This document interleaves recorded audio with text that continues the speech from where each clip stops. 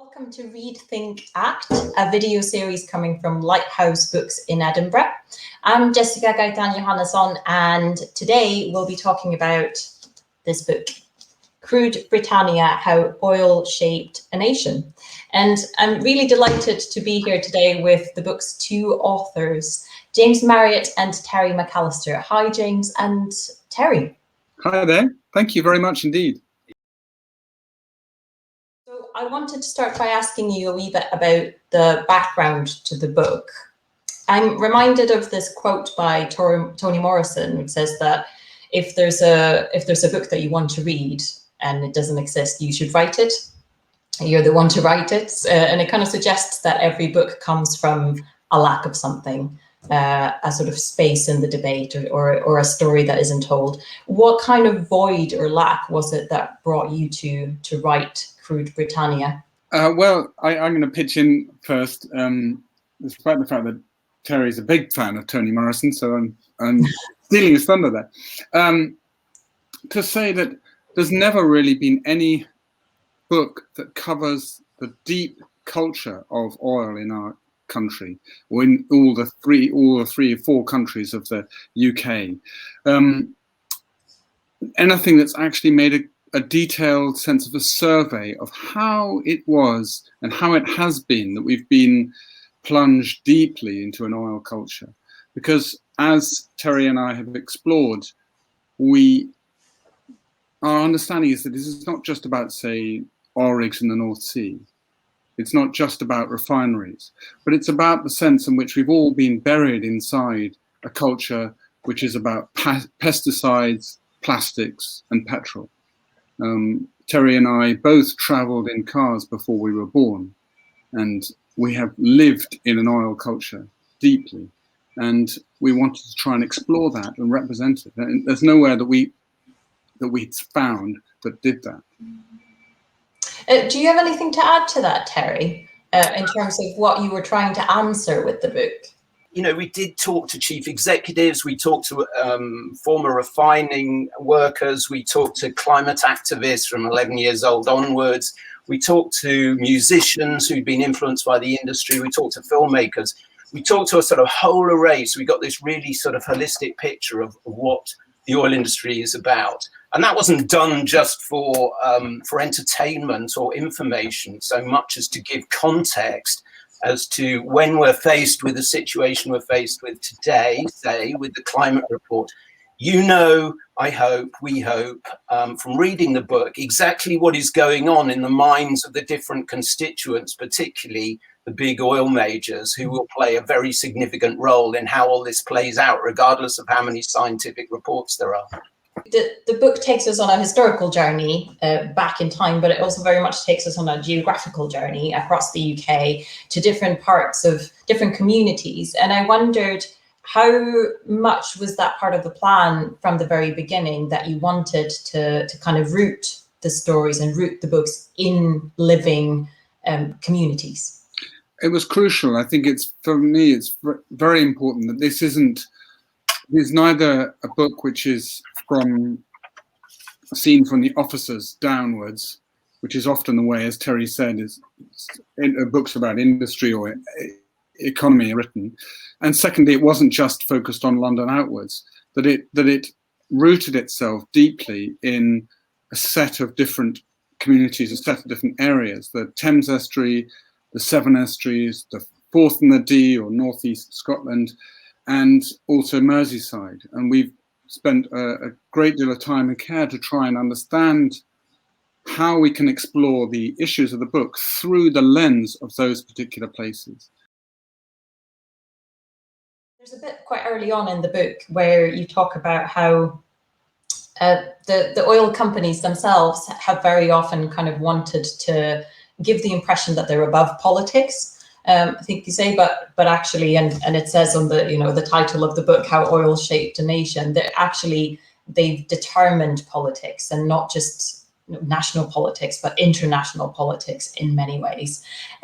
This might be a very, very sort of putting you on the spot kind of question, but we'll give it a go. I wondered if you had to give an example, each of you, of something that really just to you exemplifies this of oil determining politics, and an example that you felt like it had to be in the book, what would that be? Can I have a crack at that, and maybe go for it? We became fascinated, I think, by the degree to which what is now called neoliberalism, but at one point was kind of called Thatcherism or Reaganism, was born out of discussions within the oil companies. You can see the development of a radical shift away from what we could call social democratic thinking that had existed in the 40s, 50s, and 60s, towards what we now think of neoliberalism, starting in the late 60s in boardrooms within oil companies, such particularly as BP. And it begins to change the policy of the company itself, and then the company begins to push that hard at the British political structures. Now, some parts of those political structures fight back against it, such as parts of the Labour government in the 70s, and other parts absorb it and grasp it and run with it, such as the Conservative Party, or maybe we could even say the more radical side of the Conservative Party, which is represented by Thatcher. So the ideas behind Thatcherism really were born within the oil industry. Did you have any specific examples, Terry? Well, I think obviously it's a cliche. The Iraq War, was it a war for oil? And as I've said before, nobody had any appetite for invading Zimbabwe today, which was regarded equally as a rogue state by Western governments, but nobody talked about that because there was no assets to protect. There was no black gold to go and see. So, if you look at the history of British imperialism and British involvement in the Middle East, I mean, obviously that quite clearly tells you a story.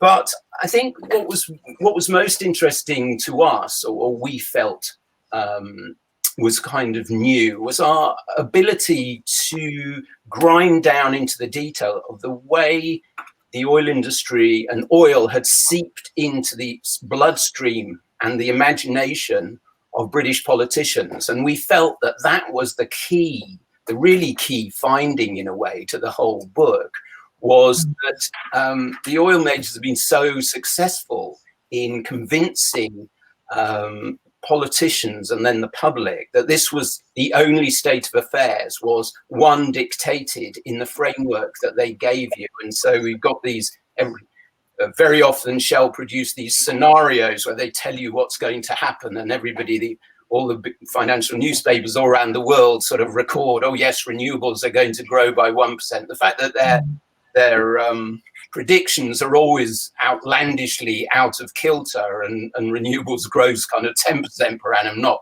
1% as say Shell was predicting, is neither here nor there. And BP have another world energy outlook. They try and set the framework under which politicians think. And so that permeates into decisions like Cambo, currently a focus for climate activists, quite rightly, and those who feel that this industry has got to be shut down as quickly as possible.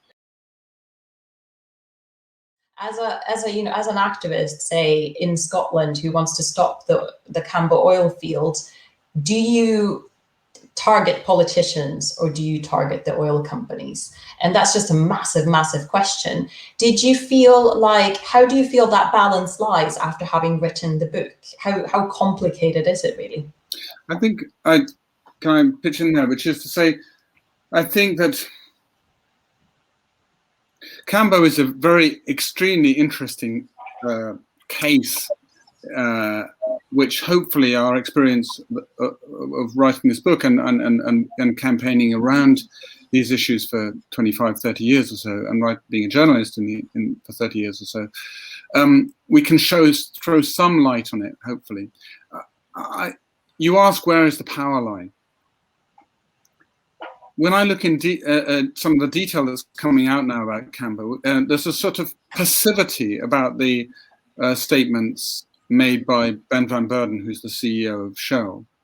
He basically says, well, as long as the UK needs oil and people are burning oil, then this is the most sensible. In fact, this is the most climate-friendly way to burn oil because you're not bringing it from very far away.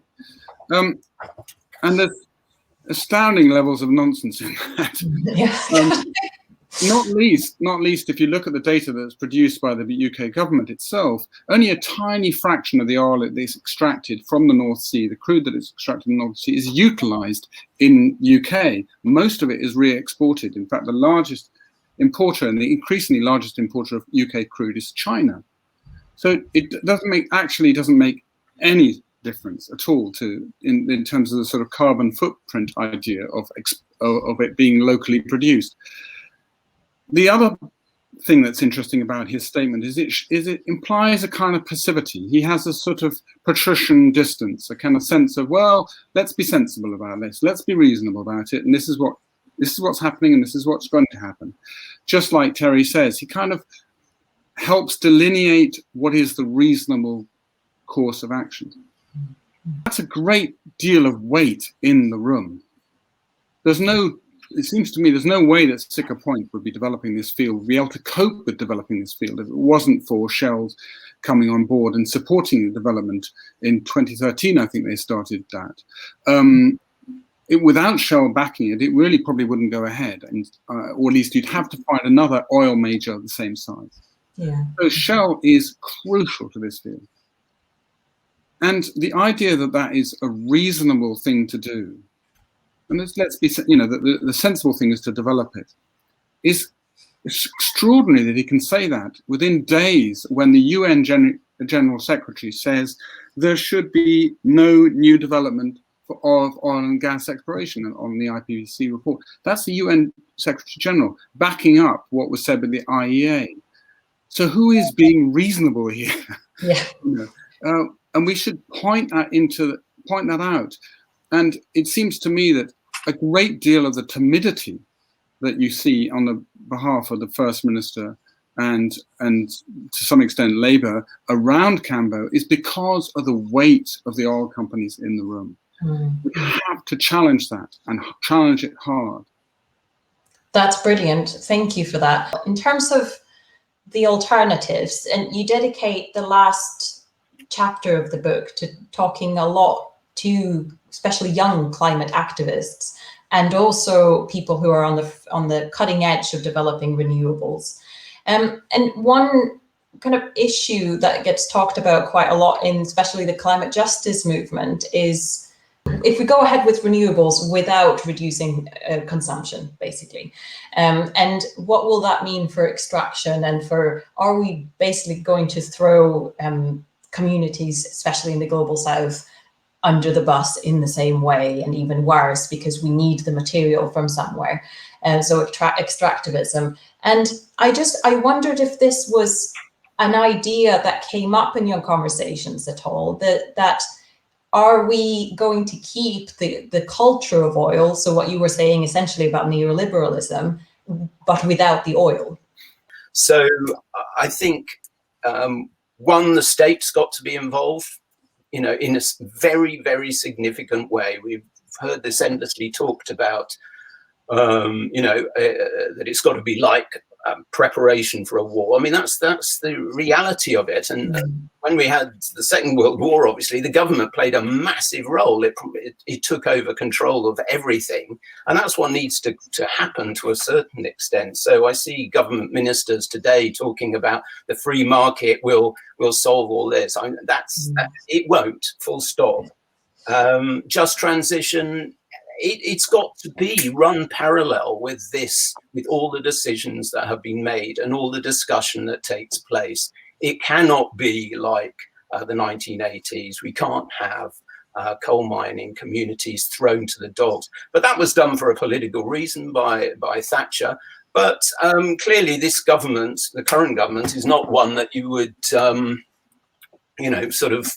prevail upon to look after people. So it's up to us, it's up to all of us to be out there pushing for this. And along with climate action, there's got to come climate justice. That's essential. The two are intertwined. In the book, we talk a lot about Nigeria and the Niger Delta, which is infamous for the destruction that has been wreaked by the oil and gas industry, particularly Shell, since oil was found there in 1957. And Terry and I were recently doing a conversation with a key activist from there, Lazarus Tamana, who's also a farmer in Bodo. And he was saying, well, it looks like it's possible that Shell will shut down production onshore. It's possible that might happen soon. But the trouble is that means that the government is just going to wash its hands of us entirely and leave us with the mess to clear up. And the level of environmental destruction there is quite out of, it's so difficult to get our heads around it sitting here. You know, pollution in the soil, which is the depth of 2 double-decker buses. Oil pollution in the rivers at terrible levels. And that's not even to mention the air pollution that is caused by gas flaring. How are we going to involve ourselves in a just transition which helps those communities move from oil and gas extraction to a situation where not only that's stopped, but also the land has been recovered and the land has been restored? The UN itself did produce a report that said it might take 50 years to do that. And that's an enormous job. And if we are true to the long-term objectives of climate justice, we will commit ourselves not only to the communities in the northeast of Scotland, but also communities in the Niger Delta, for example, that have had this destruction wreaked upon them, and which the likes of you and I have benefited from to some degree. I really, really hope that lots of people read this. It's such a valuable source of knowledge, which really just expands a lot of what we need to know about. And it certainly made me realize that, you know, you can be very much involved, which seems quite obvious, but you can be very much involved with climate activism and know very little about the oil industry, actually. So thank you for that. And thank you both. Thank you very much. Thank you very much. Yes.